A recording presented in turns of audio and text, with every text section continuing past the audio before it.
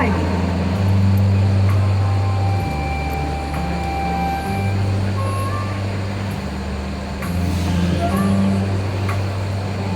Good morning, distinguished judges, friends and members of the audience.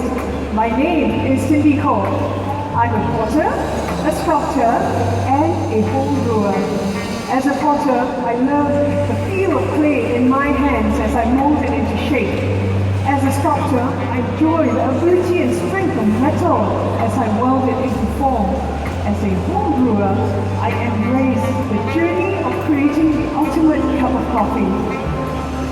The coffee I have chosen for you today is the Kotira Ethiopian coffee. It is an Ethiopian heirloom cultivar.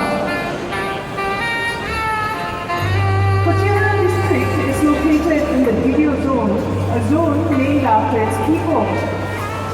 It is situated just south of Yugoslavia, which sits at 1,800 to 2,200 meters above sea level. Kotira district is well known for its coffee production because of its iron-rich soils and high altitude. Now, iron-rich soils provide good structure and texture for coffee growth, whereas for high altitude,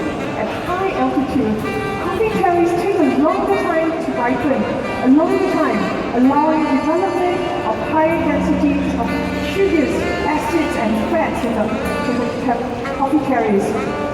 This adds to the complexity of my coffee today. The coffee is produced in a small family-owned farm where it went through a process of fermentation of 36 to 48 hours before it's washed and dried on raised beds until a moisture level of 11.5%. It is now roasted to an hectare of 5664. It's a medium roast with a roast development of 21%. I am very thrilled to be here today to create for you an extraordinary experience, and I'm very happy to brew this coffee for you. The brewers are from my glassing series. The weight of the brewer is contributed by the thickness of the walls. Weight provides stability.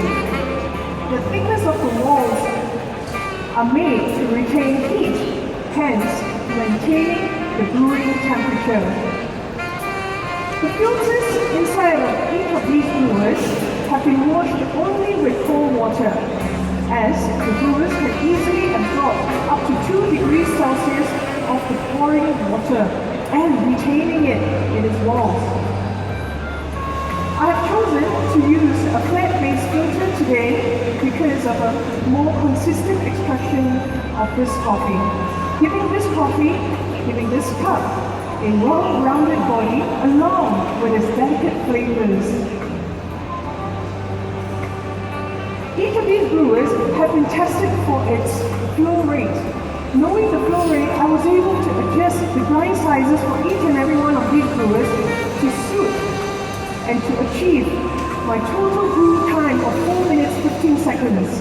I will be using 2 different temperature waters for brewing today, and this helps me control the speed of extraction.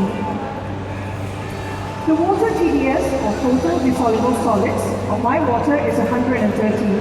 But what is more important is the calcium and magnesium in the water. Now, calcium will extract the heavier and the creamier notes, whereas magnesium will extract the sharper and fruitier flavors. And sometimes, most of the time in the water there's sulfur, which will help balance out the extraction. For pre-infusion, I will be pouring in 94 degrees water and only 26 grams of water, just wetting the grounds. Enough just to wet the grounds with minimal extraction. The pre-infusion time is 1 minute 15 seconds. This time is to allow the surfaces of the coffee, the ground coffee, to absorb and saturate. And this controls the evenness and the clarity of my extraction. For the next 2 pours, I'll be using water temperatures 89 degrees Celsius, a lower temperature. Yes.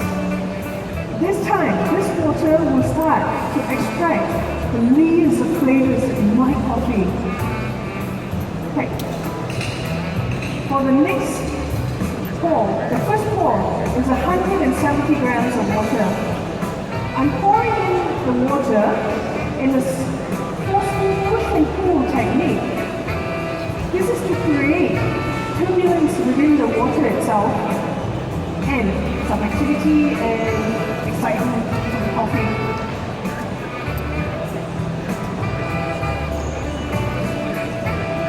When the water depletes to about 1.5 centimeters from the rim of my brewer, that's when I will start to top up the balance of 55 grams of water, and that will complete my brew ratio of 1 to 15.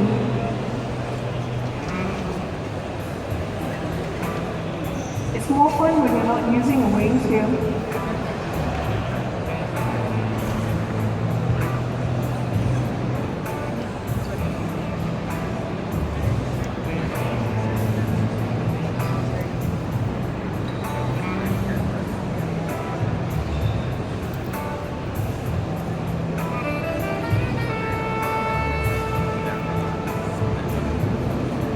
Brewers are handmade, so sometimes, for some reason, they may drip a little bit slower. So I normally give them about 10 to 15 seconds of a leeway in between. While they're dripping, I have created these sculptures today. They are to represent my tasting notes. The first sculpture here, her hands are crossed in front in kneeling position. She is ready to serve. At hot temperature, she invites you to participate in the aroma, the sweet aromas of jasmine flowers, punctuated with the tone of nectar and fruit. Your first sip, you feel the touch of a tea-like, smooth and rounded kiss. Your second sip, you enjoy the acidity of sour plums, together with the underlying tones of orange. Here is a dancer I've created. She is much like acidity. She transforms just like coffee when it cools to temperature. The malic acidity of sour plum is dominant, but at warm temperature, the green grape's acidity slides in gracefully, together with the elegant sweetness of honey and the mouthfeel, the creaminess of nutty sunflower seeds. So the mouthfeel is satiny as you allow it to slide down your throat. Last but not least, we have the figure symbolizing pure balance. At cool temperature, the total equilibrium, the malic acidity of sour plum, the delicious buttering acidity of green grapes, together with the creamy, nutty flavors of sunflower seeds, matching the orange undertones, crescendos to a long, lingering finish with jasmine flowers. Please allow me to serve you your coffee now. At the meantime, I have prepared for you my tasting notes in front of you to take it when you leave here. Just thought you may be curious. The brewer that I've made, I've carved 9 lines inside the brewer, and these lines are like drainage systems. They help direct the water from my brewer through my brewer for the extraction. So every time when I change the design inside the brewer,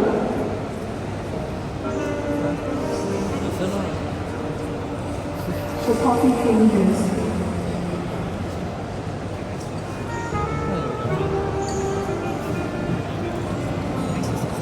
Thank you very much. My name is Cindy Ho. I'm the porter who brews. Please enjoy.